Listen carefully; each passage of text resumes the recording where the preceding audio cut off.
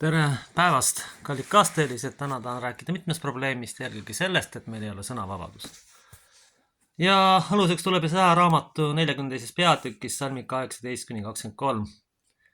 Kurdik, kuulge ja pimedad tõske oma pilku üles, et te näeksite. Kes on pime, kui mitte su sulane, kurt nagu mu käskjalt, kelle ma läkitan. Kes on nõnda pime nagu mu usaldusmees ja nõnda pime nagu issanda sulane. Sa oled näinud palju, aga ei ole tähele pannud, kõrvad on küll lahti, aga sa ei kuule. Issandale meeldis oma õigluse pärast teha seadust suureks ja võimsaks. Ja see on paljas, kriisutud ja rüstatud rahvas, nad kõik on pandud aukudesse ja peidetud vangikodadesse. Nad on jäänud saagiks ja päästja rüüsteks ja ükski ei ütle anna tagasi. Kes võtab seda kuulda, paneb tähele ja kuulab tuleviku tarvis. Aamen. Tegelikult on selline, et ugrilased lollikesed on andnud maksudega kõik vabatahtlikult käest ära ja need, kes nii ei mõtle, et anname nii-öelda peavool ukrainlastele abiks, need lastakse põhimõtteliselt ka töö juurest lahti, kui vaja on. Ma julgesin rääkida sellest ühtedes videodes, öelda, et hariduses on olukord kriitiline, et rahvast on vähe, et meetodid tuleb muuta. Seltsimehed tegid mulle selle peale hoiatuse. Ühesõnaga nende väärtushinnanguks on siis Brüsselis labane lömitamine, ütleme otse välja. Lömitamine, et olla veel paavstingu paavst, ükskõik, kas surme välja või mitte. See pimedus on uskumatu. Vanad prognoosid, mida härra Reits tegi, on täitumas, rahvas on laiali pillutatud ja tegelikult juba välja suremas. Aga lollikesed ikkagi arvavad, et see on solvamine, kui tõtt räägitakse. Kui Jumal ei ole mõistust andnud, ei ole võimalik seda ka vastu võtta. Aga looduses on julm lause, loll saab surma. Siis ugrilased kirjutasin ühe kriitilise artikli ilmateate kohta. Nemad otsustasid lehele pääsu blokeerida, kuna ma rääkisin jällegi tõtt. Ma küsin teie käest, kõik on kõvad rääkima Venemaaga sõtta minekust. Aga kui te kardate ühe mehe videosid, siis te lihtsalt jooksete laiali, kui kuulete sõjateadet. Või olete nii suitsidiaalsed, et ületate oma hirmu, lähete ise vabatahtliku kahuri lihaks. See ongi ugrilase tegelik arengutase. Kolmas selge näide. Lootsin, et mõne aastaga on ununenud minu kanal. Ei, seltsimehed, kellel endal on kirikus personal on tühi, inimesi ei ole ja ei võta vastu sellepärast, et kuna mina ei suhestu nende idiootliku liberaalse poliitikaga. No tulge taevas appi ja siis imestada, miks rahvas ära jookseb. Endal on noored laiali põgenud. Lapsi praktiliselt Eesti geenidega ei sünni ja te ikka jätkate seda idiootlikku tegevust. Aga selle kohta veel kord üks lause. Loll saab surma. See on loodusseadus. Nüüd siis neljas küsimus. Neljas küsimus on see, kus see kõik pärit on. Kõik eelnev kokku võtta. Tegelikult on kurb traagika selles, et see on pärit kodudest. Põlvkondade jooksul on kasvatatud inimestest orjad, mitte väärikad kodanikud. Ei ole antud lastele kaasa kriitilist mõtlemist ja tulemused on näha. Riik on muutunud oblastiks, noored on laiali jooksnud, võõrad on sisse tassitud. Minu kodulinnas Valgas on sisuliselt eestlased muutunud vähemusrahvuseks ja enamik eestikeelne nimedega sündivad lapsi ei ole kindlasti slaavi geenidega, sest enamikust Eesti naistest lihtsalt ei ole asja ema olemiseks ja sama kehtib ka teise osapoole kohta, kes ei ole valmiks isa olemiseks.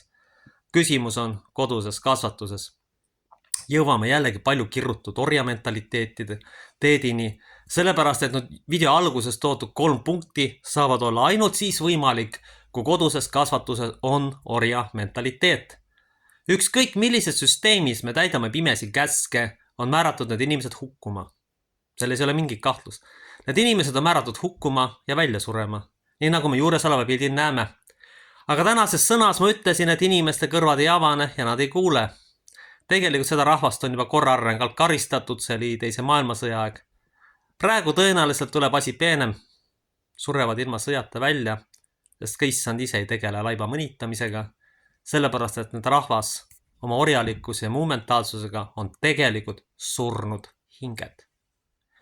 Isegi kui neile kätte tuua ja rääkida tõtt, siis nad peavad seda solvamiseks. Isegi kui öelda fakte, et on vähemusrahvusest, kõisnäoliselt peavad ka solvamiseks. Neil on kõrvad, nad ei kuule, neil on silmad, nad ei näe ja neil pole mitte midagi. Sellisel rahval kindlasti tulevikku ei ole. Nüüd üks veel 5. teema, ma tahaks rääkida valeuhkusest. Ugrilane arvab, et kõik, mis tuleb ida poolt, on paha, kuigi endal mitte midagi ei ole tööstust ega midagi. Parimad pojad on ära jooksu, sest ugri idiotism ja orjalikkus on nendel kopsu üle maksa jäänud ja nad on põgenenud. Oma paremad pojad peksate te riigisektorist välja, et lömitada globalistide kasulike idiootidena ja aidata kaasa rahva likvideerimisena.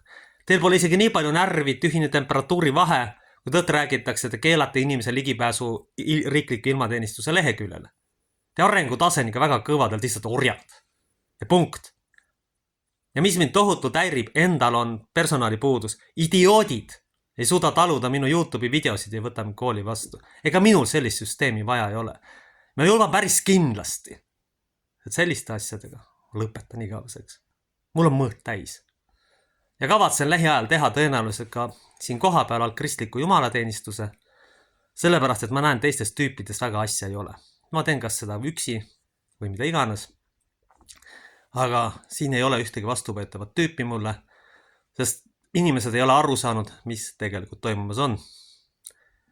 Nii et orjalikkus. Siis ajalooliseks taustaks natuke seda, et juudi rahvas viidi kõigepealt vangipõlve, siis võeti neil ära riik, osa neist õppis, osa mitte, aga vähemalt inimesed arenesid edasi, osa seltskonda nagu ikka jääb alati maha iga rahva hulgas, aga seal oli tõenäoliselt rohkem neid, kes edasi läksid.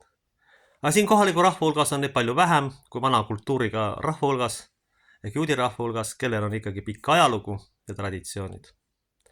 See, et inimese loomus on patune, ei sõltu tegelikult rahvusest.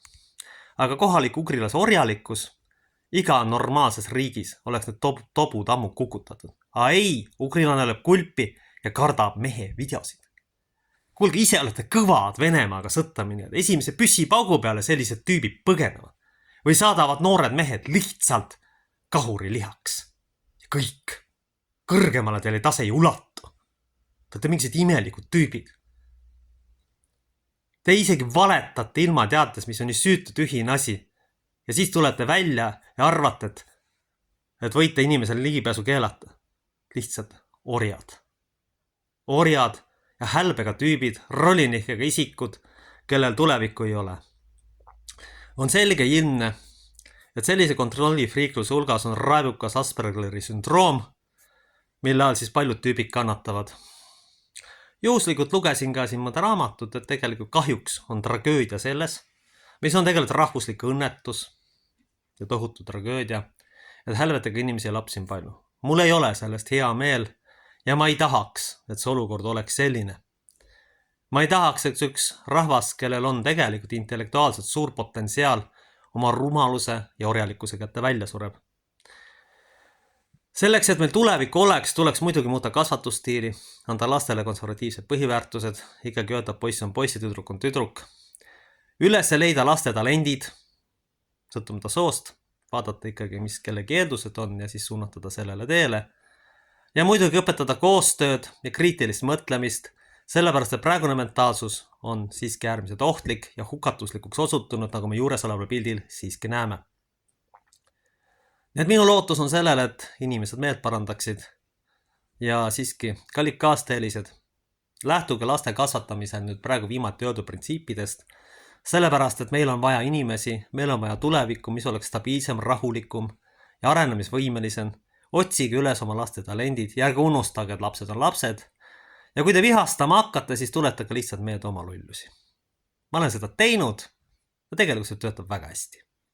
Siis läheb hääled on ruttu maha, hakkate enda üle naerma ja suudate adekvaatselt reageerida tekkinud olukorrale, mida ikka lapsed vahepeal tekitada võivad.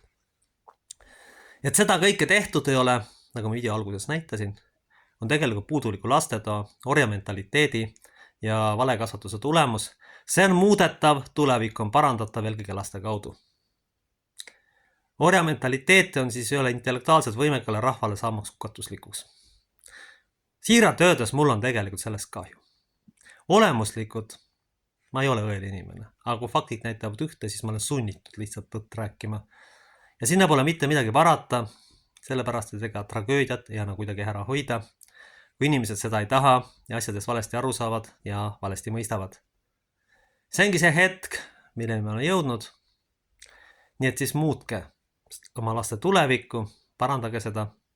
Aga siis toon veel kord välja, ugrilased lasid mind sellepärast lahti, et ma ei läinud peavaluga kaasa. Et ma rääkisin tõtt, tõin välja valupunktid, isegi ei suutnud mind ilmateate lehe peal kannatada, kuna samamoodi rääkisin tõtt ja tõin välja valupunktid, täiesti mõttetu vale, kui päris aus olla. Ja kolmandaks, mõned inimesed ei kannata videosid. Te ei võta vastu inimest oma asutusse, endal personali ei ole. Te olete nii orjalikud ja argpüksid. Kus teie usk on? Kuidas te julgete härrased instituudid ennast üldse usklikuks nimetada, kui te kardate minu videosid? Kristus kaitseb videod ja Jumal teab mille eest. Aga teil pole isegi nii palju julgust seal, et mind vastu võtta. Haletsusväärne teema. Aamen. Meie isa, kes sa oled taevas, pühitsetud olgu sinu nimi. Sinu riik tulgu, sinu tahtmine sündigu, nagu taevas, nõnda ka maa peal. Meie igapäevast leiba anna meile tänapäev ja anna meile andeks meie võlad, nagu meiegi andeks anname oma võlglastele. Ja palun ära sada meid kiusatusse, vaid päästa meid ära kurjast, sest sinu päralt on riik, vägi ja au igavesti jääma. Jumal isa, poja, pühavaimu nimel. Aamen.